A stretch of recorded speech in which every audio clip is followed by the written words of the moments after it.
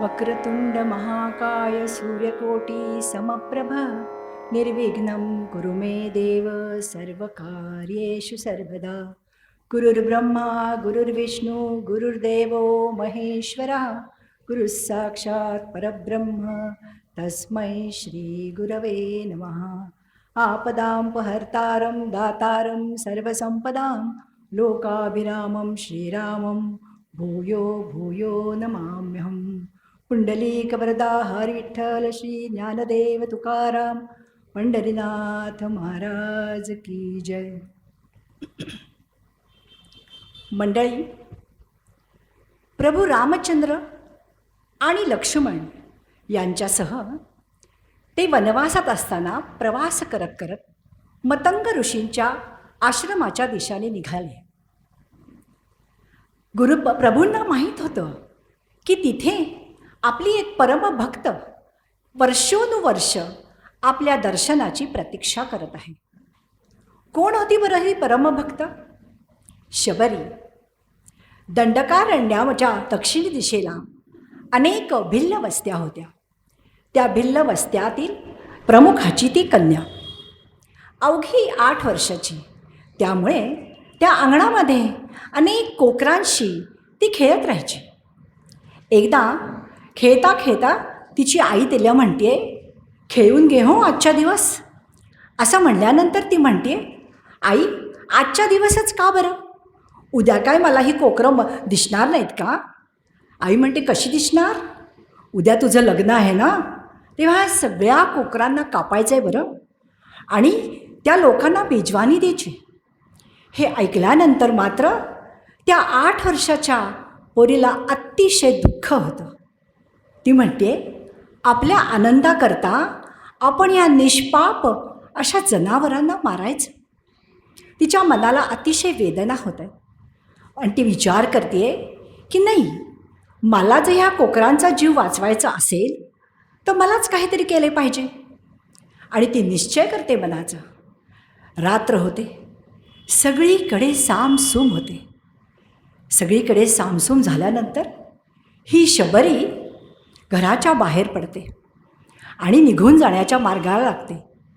परंतु जाताना मात्र ती एक काम विसरत नाही, ते म्हणजे त्या बांधून ठेवलेल्या सगळ्या कोकरांना ती मोकळं सोडते आणि जायला लागते. मनात एक प्रकारची भीती असतेच तिच्या, पण तरी ती भिल्ली नसते ना. रात्रभर प्रवास करत पहाटे ती एका आश्रमापाशी पोचते. तो आश्रम मतंग ऋषींचा असतो. पहाटेची वेळ, त्यामुळे ऋषींना ती छोटी शबरी तिथं आलेली दिसते. तिला पाहिल्यानंतर शबरी देखील त्या ऋषींना बघते, थोडी घाबरते. तरी देखील ती जाऊन त्या ऋषींना साष्टांग नमस्कार घालते.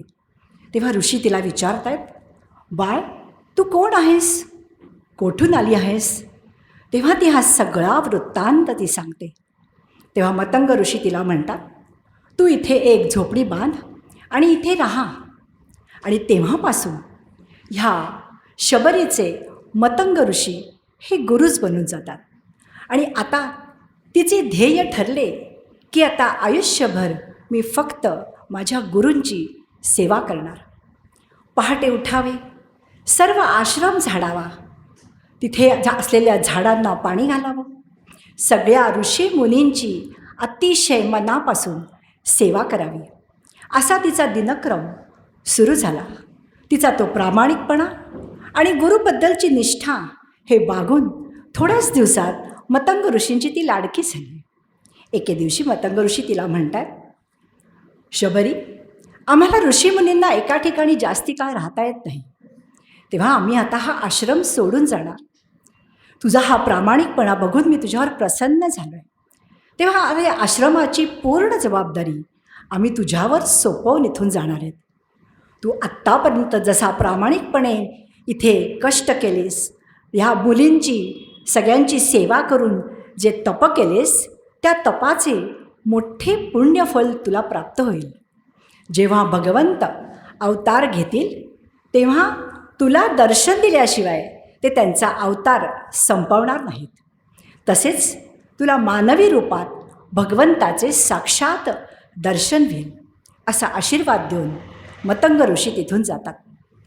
आपल्या गुरुने सांगितलेला आशीर्वाद मनाशी निश्चय पक्का करून आता ही शबरी त्या आश्रमाची अतिशय उत्तम प्रकारे देखभाल ती करतच असते.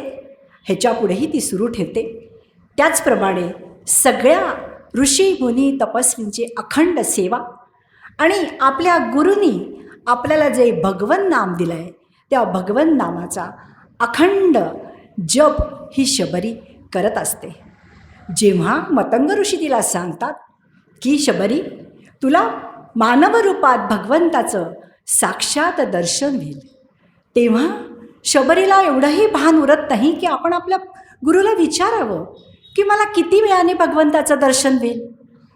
पण गुरुवर तिची अत्यंत विश्वास आणि तिचा हा भाव, नम्र भाव गुरुपाई मम हा, नम्र भाव गुरुपाई मम हा, व्यक्त करीत अजय प्रेमे निशिदिनी, व्यक्त करीत अजय प्रेमे निशिदिनी, नम्र भाव गुरुपाई मम हा, मज भवती सुख सारे जमले, मज भवती सुख सारे जमले, मज भवती सुख सारे जमले, गुरु नमनाविण वाया गेले, गुरु नमनाविण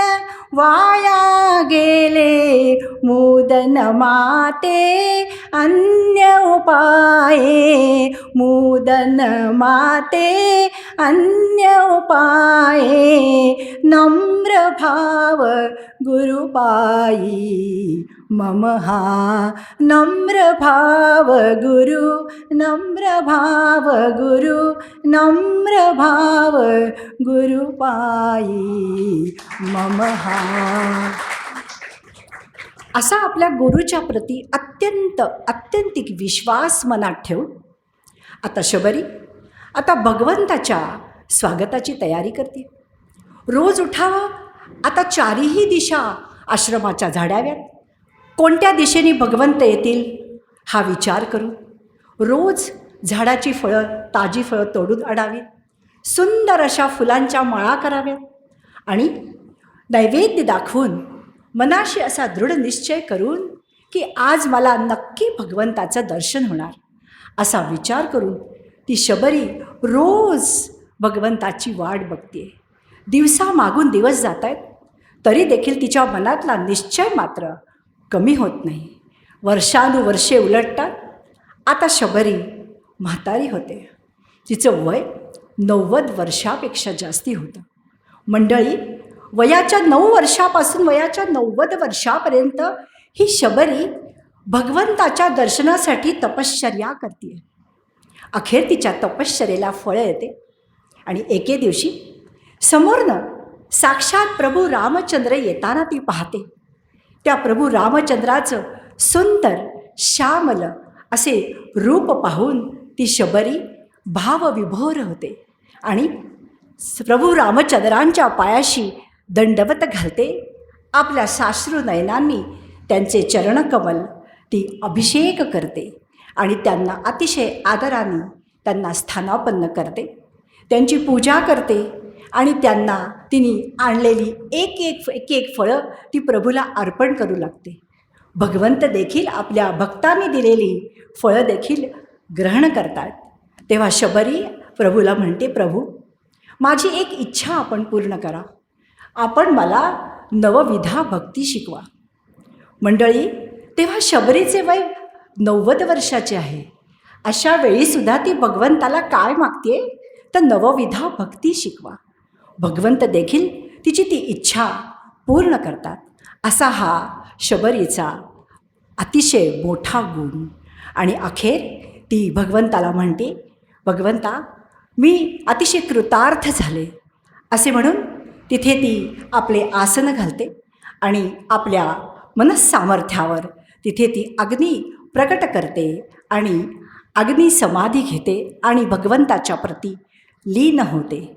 अशी हे प्रेम, निष्ठा आणि समर्पण हे आपल्यासमोर आदर्श उभी करणारी ही शबरी, हिच्या चरणी मी वंदन करते आणि माझ्या या कथेला विराम देते. सदा सर्वदा योग तुझा घडावा, तुझे कारणी देह माझा पडावा. उपेक्षू नको गुणवंता अनंता, रघुनायका मागणे हेची आता. राजाधिराज प्रभू रामचंद्र महाराज की जय. जय जय रघुवीर समर्थ.